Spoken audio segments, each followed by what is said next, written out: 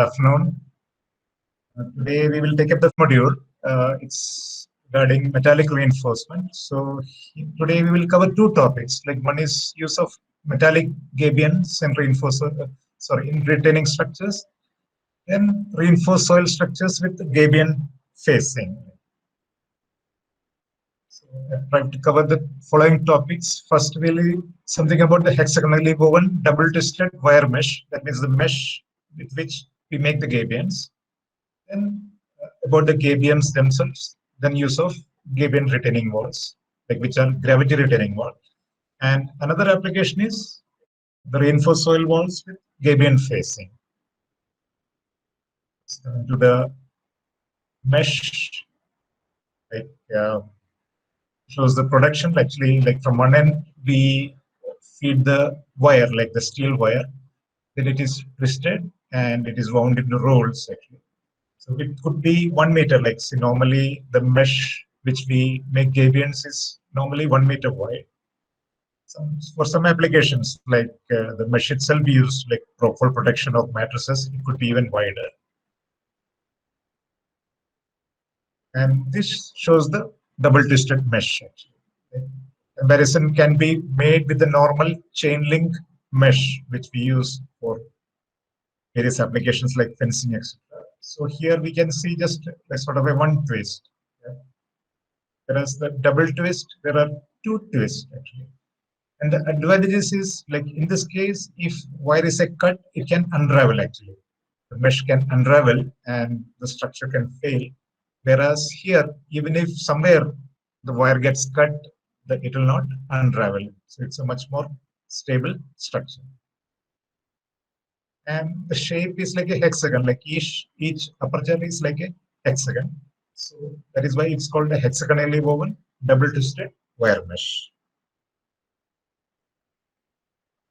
So like in a mesh, there are like there is a mesh wire, which is the body of the mesh is formed with the mesh wire actually. And along the edges, we have this selvage wire. It may be of slightly larger diameter. Then we use lacing wire. Like when we assemble the gabion, the different pieces are laced, tied together with the lacing wire. So we will have the mesh wire, the selvage wire, and the lacing wire. The diameters could be slightly different. So here we have the usual specifications. Mesh wire may be like 2 mm to 4 mm dia. Similarly, selvage wire like 2.4 to 4.4. The lacing wire may be 2.2 to 2.4. So the larger the dia, the stronger the gabion is and more durable also. And because the steel wire is likely to get corroded, normally we give it galvanized or given with a coating of zinc. Usually it will be in the range of 200 to 300 grams per square meter, or in terms of the thickness of the coating, it will be 28 to 42 microns thick. So for normal applications, we can go with this galvanized wire, but where the conditions are more aggressive, for example, if the gabions are exposed to water or a more harsh environment, in addition to galvanization, we go for a PVC coating also. That is normally 0.5 mm thick, the PVC coating. So we have the core wire, then it is galvanized, and sometimes with a PVC coating also. Then the mesh size, again, there are different ranges. We call it like 6. 6 is this dimension, 6 centimeter into 8 centimeter, or 8 into 10, or 10 into 12 like that. So once you have, like probably with a smaller aperture size, maybe it is slightly stronger, but it consumes more material also, it becomes more expensive. And like if you're filling smaller stones, probably we need a smaller aperture size.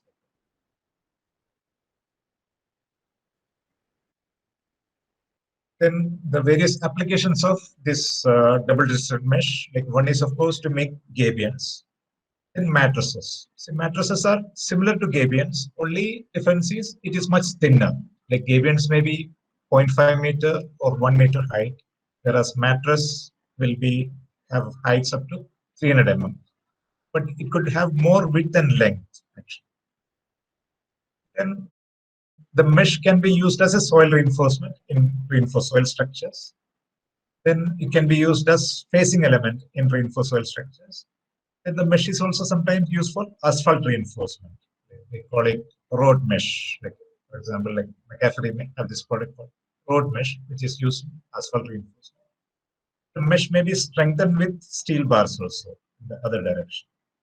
Mesh is also used for rockfall protection. So this shows the mattress actually. So normally, like the height is less, maybe a maximum of something like 300 mm. It is also like into boxes, like compartments with these diaphragms, and width could be more, maybe like up to like either 1 meter or 2 meter, and length could be maybe 2, 3, 4, 5, etc. Mainly, it is used for erosion protection, wet and bank protection. It will be filled with boulders and used for erosion protection. Another application of the mesh is rockfall protection. So, like when you have a fractured rock, from time to time, the boulders may get dislodged and they may fall actually. So, if there is a road or a railway track at the bottom, if the rock falls, it causes accident. So, one of the technique is to they use a drape mesh, like they cover the rock slope face with this mesh and put anchors like that. So the idea is even if a boulder falls, it stays confined within the mesh. Actually, it could be strengthened with like a wire rope, like steel wire rope. Then we need more strength. Now let's go to the gabions. Like gabions made of double-disted mesh. So after making the mesh, then it is cut into the required size. So this shows typically 2 meter by 1 meter, like 2 meter length, 1 meter width, and 1 meter height gabion. So like the different pieces are cut actually from the mesh. It is cut like the base is there, then the front piece, back piece, then two end, then the lid like that. Then we need a diaphragm. So the diaphragm are internal partitions. The purpose is like one is like to support this front and back. It gives more stiffness to the system. Then we compartmentalize the stones actually. It prevents the internal migration of stones actually. And even if some failure occurs, it will be localized actually. So the idea is to have compartments like cells of like 1 meter by 1 meter size. So like if it's a 2 by 1 by 1 gabion, there will be one diaphragm like that. So then at every 1 meter, if you have longer gabions, at every 1 meter, there will be one internal diaphragm. So at the factory, these pieces will be there. Then here it will be laced. For example, along this, it will be laced with the lacing wire. This edge, similarly this edge, and this portion will be laced. Then it will be folded like so. For example, this diaphragm will be folded down. Both these end pieces will be folded. Then this part can be folded. So this part will be folded along this edge, and then again once more along this. So we'll have something like that, folded unit. Then it can be like a number of units can be strapped together for dispatch to the side. When it comes to the side, it will be open. Then this the ends are in a folded condition. First, everything is unfolded actually. Then along the vertical edges, it will be again laced with the lacing wire. All these edges will be laced. So here diaphragm will be laced. This vertical portion will be laced.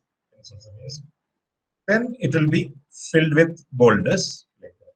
Then after filling, the lid also is closed, and again it will be laced along the edges as well as these sides. So this shows an assembled gabion. So the lacing is shown like normally through every aperture we have to take the lacing wire, and a normal pattern is like alternate, single, and double. So here is a single loop, then double loop. It goes alternate like that. So this is the standard practice. Then the gabions have to be filled with stones. Again, there are some specifications. Ideally, we should have hard, durable, angular stone. Then it should be well graded, like between a minimum size and a maximum size. So the minimum requirement is the stone should be larger than the mesh aperture size. That means it should not go through the aperture. So it should be slightly larger than the aperture size. And stone should be smaller than the gabion box size.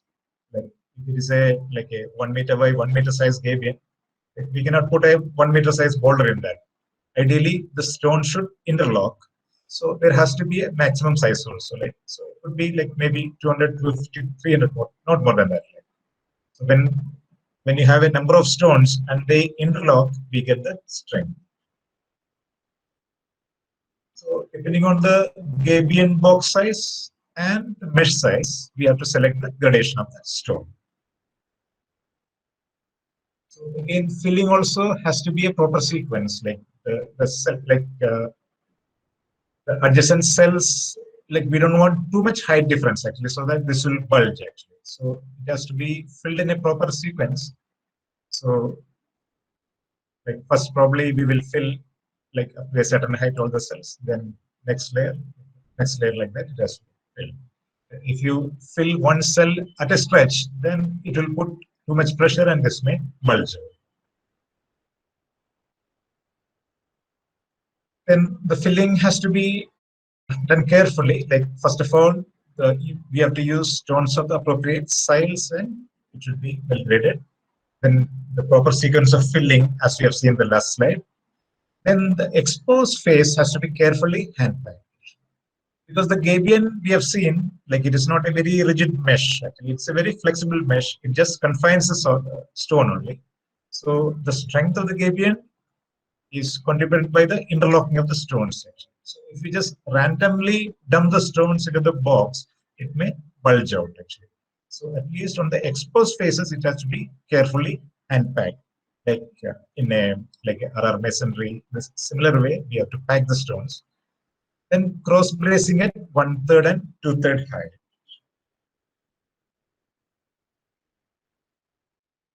So, like this shows actually like a poorly constructed gabion. We can see that bulging because the stones have been sort of randomly dumped.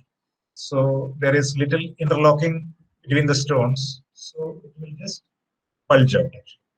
Because the gabion mesh, it's a flexible mesh actually. It's not a very rigid structure. So if the stones are not packed properly, it will bulge out.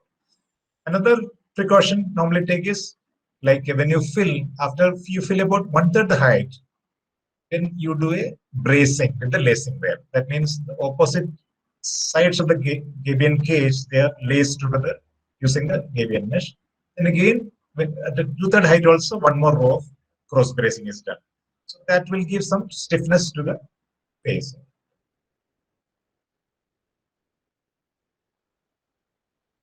Then the retaining wall should have a certain design life. It may be like 50 years, 100 years. So accordingly, we should ensure the durability of the gabions.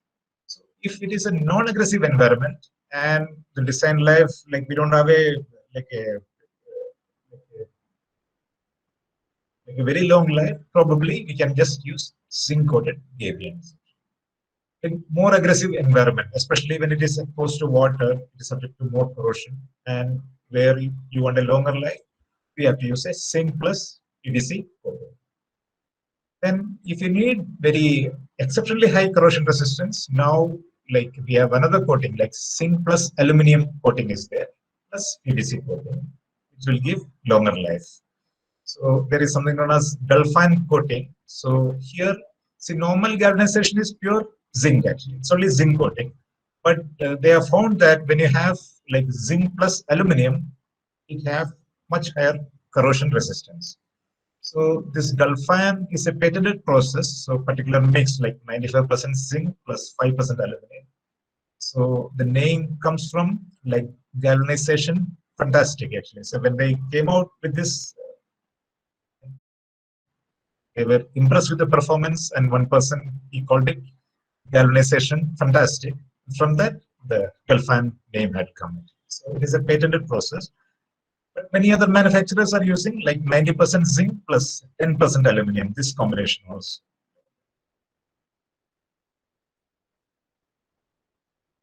So, like for the galvanized steel, we have a lot of experience. What is the corrosion rate, like that? Some guidance is available. This chart shows like the average thickness of zinc coating. So this is actually in mils. Actually, 1 mil is 0.001 inch, like that. Plus the service life. So service life is defined as the time to 5% rusting of the steel surface. So that means if 5% of the surface is rusted, is assumed it is more or less failed, like that. So then different environments are shown. Like rural means like we don't find much pollutants, so the air, the environment will be much more cleaner. So there will be less corrosion. So we have seen. And if you recall, see normally for the Gabion wires, the zinc coating is something like 200 to 300 grams per m square. So this is the range actually. So we can see like if it is a rural environment, the Gabion may have a life of something like 30 to 50 years, zinc coated. But whereas if it is more aggressive, like industrial means more polluted like that, or if it is exposed to like saline water, it will have much less. And there are like the ENC standard, there is a standard for double distant mesh. It is actually for the mesh fencing, like mesh, but we can, the similar life can be considered for Gabions also. So different coating and different environments, it gives the expected life. So if you have only zinc coating and it is a medium aggressive, we can have up to like 10 years life. But if it is the zinc 95%, 5% aluminum, the Galfan coating, we can have up to 25 years life. The zinc and aluminum 10% coating up to 50 years life. Then if you have with PVC coating, like so PVC plus the zinc aluminum coating, we can even up to 120 years life is there. So we have this sort of guidelines. Similarly, for aggressive conditions, like polluted environment or exposure to water, this life is given. So here also, like if you have PVC plus zinc aluminum coating, here also we can go up to over 100 years. So this is actually for fencing. See, only difference is like in the Gabions, we have boulders actually. So if these stones are very angular, it can cause some probably. And if the stones move, for example, like if it abrades the coating, then like we may not have this type of life. So it depends on many things actually, like of course the environment, the coating, and how even placing while filling the Gabions also, we should not damage the coating. And if stones move, for example, if they are subjected to like wave impact, each time a wave comes and hit the stones, it may undergo some movement, and with the time, it may actually abrade or the coating. Next, we come to Gabion retaining walls. So, like these are like we have Gabion boxes of different size filled with stones, and these are stacked together to form the Gabion retaining wall. Basically, this is a gravity wall, as we mentioned during our first lecture. Is like resist the earth pressure by virtue of its weight. So this is similar to like other type of gravity walls like masonry or plain cement concrete or geocell. So we can have different configurations. Like so normally, depending on the height, we have a sort of a triangular shape that is required actually because the pressure is a triangular shape. So we need more width at the bottom and we need only less width at the top. So basically, this type of triangular cross section we have achieved. And this can be achieved in different ways. Like, see, one option is a flush face. That means the front face is flush, whereas the back face will be stepped like that. Then, see, normally, if you have the base slightly inclined, it will have more resistance to sliding. So, remember, the soil is trying to push this wall outward. So, if the base is slightly inclined upwards, it will have more resistance to sliding. So, it is a usual practice to keep up to around, say, up to 6 degrees incline. That is, up to 6 degrees to the horizontal. If you incline the base, it will have more resistance to sliding. Sometimes we want to keep it slightly with slight setback. Like this is called a nominal setback, and at least normally by one mesh size we set it back like that. So this gives some slight tolerance like that. So like there could be some movements. So like this ensures that the gabion doesn't overhang or like there is a negative pattern. So here also we can have the base horizontal or the base inclined. So the front there is only nominal setback, and whatever reduction in width is achieved by the setback at the rear. And again, see, we have the gabions may be of different size. We can have like 3 meter or 1 meter size, and we can put it either in this direction or lengthwise. Anyway, arrangement is possible. So, like probably if this is a 3 by 1 by 1, then next slice like that. So, so that so we have to take a jump actually like that. So we cannot adjust the width in any interval we want because it has to be in the available gabion size. So if required, they can even like 2 meter, 1.5 meter, that way also is possible. Then we can have both, like setback in both front and back, that is also possible. So this is a symmetric arrangement. Normally, this horizontal setback should be less than h height. Because again, remember, like, see, each unit has to be stable, like, because this is just placed one top of each other. So each section of the gabion also should be able to resist sliding and overturning actually. So if you make this too small, this part could slide or overturn like that. So accordingly, we should proportion, like each course has to be proportioned so that each like this should be stable on its own. Again, this combination that these two should be stable, then the entire like wall as a whole should be stable also. So accordingly, we have to decide the dimensions. And again, here also we can have horizontal or with inclined base. Then another configuration is the back side is flush and the front is setback. This type of configuration is possible. Then this is another like the front is sort of flush with a slight pattern, whereas back is stable. Each side, depending on the requirement, like sometimes this type give a good appearance to the front actually. Depending on aesthetics, stability, and the side conditions, we have to design the optimum configuration. Then coming to the design, see basically we follow the same procedure as for a gravity wall. Like basically, like we have to take the pressure. So the one option is like we can consider this unit like this, then calculate the pressure behind this. So like we take this as the height of the retaining wall, we calculate the pressure, check this for sliding, overturning. Then we can take up this combination like this 1 plus 2, this unit. Then we take the like even the soil on this portion also as part of the retaining wall. Then our height will be, suppose this is 1 meter, 1 meter, height of the retaining wall is 2 meter. Again, we calculate the pressure behind this, check for sliding, overturning like that. Then we can come to this. So then these 3 gabions plus soil above this gabion also will be considered part of a wall. Then we can check. Now this will be the total height will be the height, calculate the pressure. Sliding the check the entire mass for the sliding and overturning like that. Similarly, eccentricity also we have to check to ensure that it is middle 1/3. That is on one option.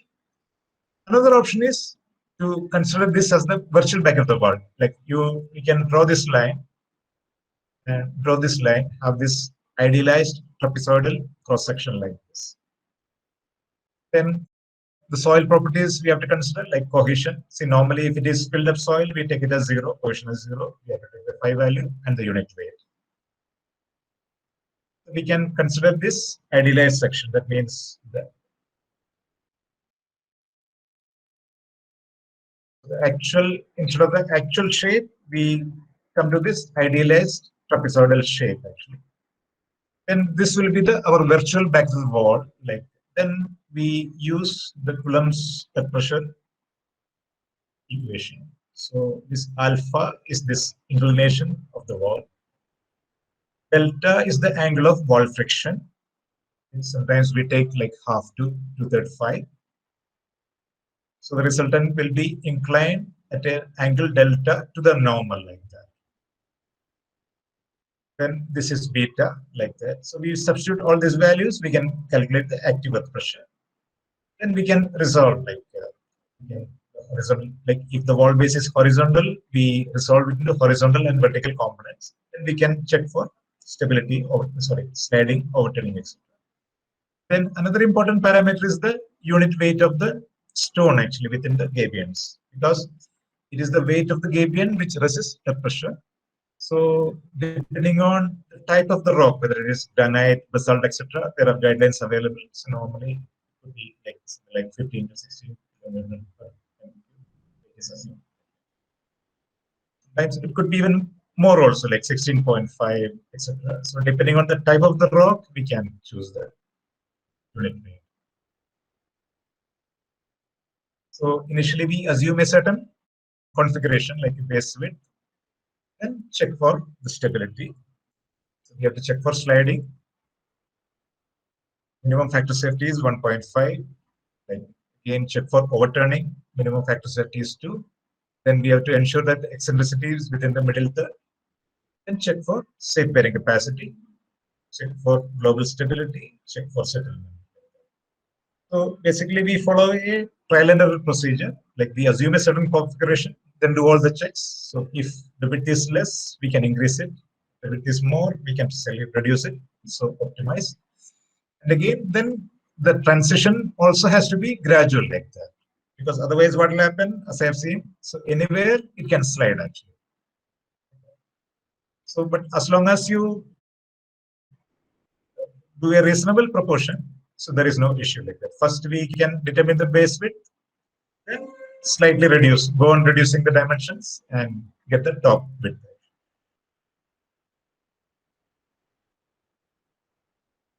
Like if you want to have a limit state design, that is also possible. Then we can use load factors and resistance factors. That way also it is possible.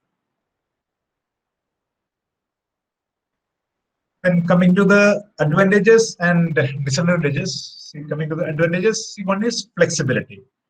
The gabion is a very flexible structure, so it can withstand differential settlement, and performance during earthquake also is very good, like, because it's a very flexible structure. Then it is pervious actually, because gabion is filled with stone, so it has got very good permeability. So it can release excess hydrostatic pressure. So this is one of the major advantage, like, so because we know like wherever retaining walls have excess hydrostatic pressure, fail actually. So wherever there is a groundwater table or for a riverbank protection, gabions are very much preferred because of their permeability. And it is sustainable because it is like we can reuse it actually. Even the gabion boxes can be reused or it can be recycled. Similarly, the stones also can be reused and recycled. Whereas, like if you make a concrete, then the because like, of course, like the debris can be used, but it's not as effective. The quality of the stone degrades actually. Whereas in the case of gabions, like the gabion boxes as well as the stone can be reused, and no need of machinery. Like mainly even hilly area where it is access is less, like it can be constructed. There is no need of any heavy machinery required for construction. Coming to the limitations, one thing, it is labor intensive. The assembling of the gabion, filling, etc. Like a lot of labor is involved. Sometimes we can use like a mechanized filling, but As I mentioned earlier, like if the packing is not proper, the gabions can bulge out actually. So at least from the exposed spaces, it has to be carefully hand packed. So that means the construction will be labor intensive. So we know like nowadays labor is becoming more and more expensive. So we are trying to mechanize things. So this is one of the limitations of gabions. Corrosion in aggressive environments. Like like if it is like properly galvanized with proper zinc coating or aluminum plus zinc coating, we have seen it has got a good life.